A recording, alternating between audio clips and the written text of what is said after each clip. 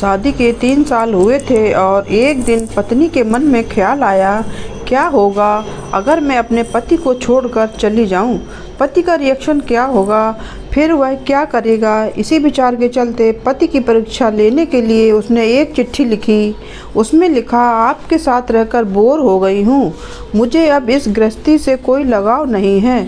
मैं तुम्हारे साथ एक पल भी नहीं रह सकती, इसलिए मैं तुम्हें और इस घर को छोड़कर जा रही हूँ। उसने वो चिट्ठी टेबल पर रखी और खुद बेड के नीचे जाकर छुप गई।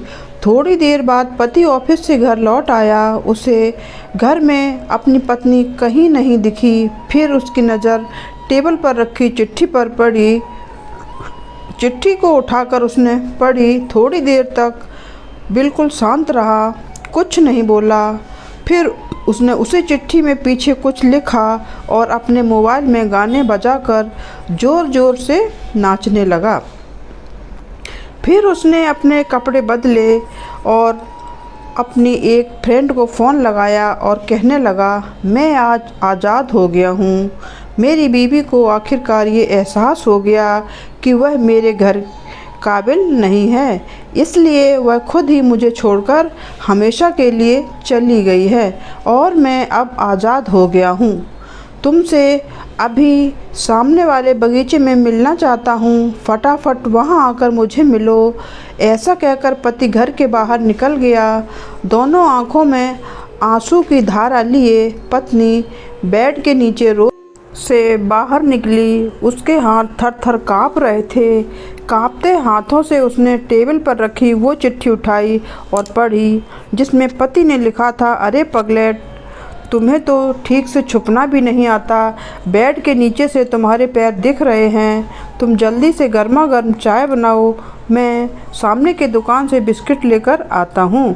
मेरे जीवन में खुशी तुम्हारे आने से है।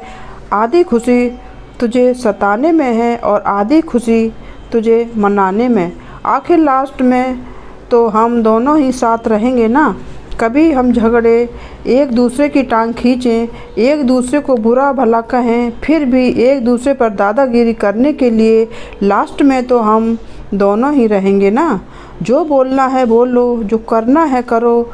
जब चश्मे गुम हो जाएंगे तब एक दूसरे के चश्मे ढूंढने के लिए लास्ट में तो हम दोनों ही रहेंगे ना।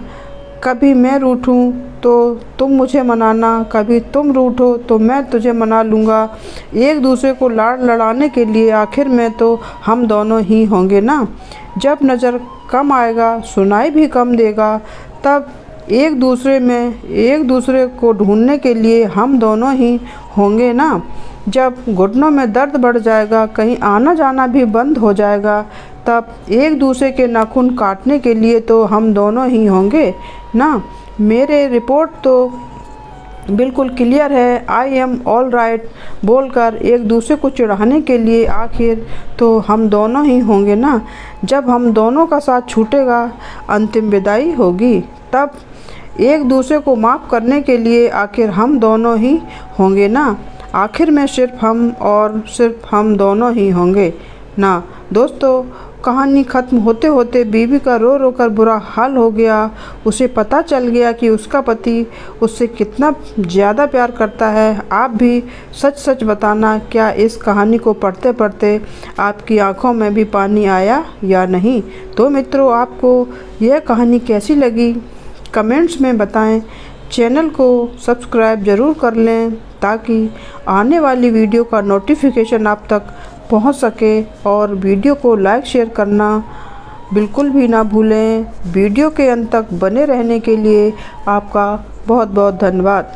नमस्कार, जय हिंद, जय भारत।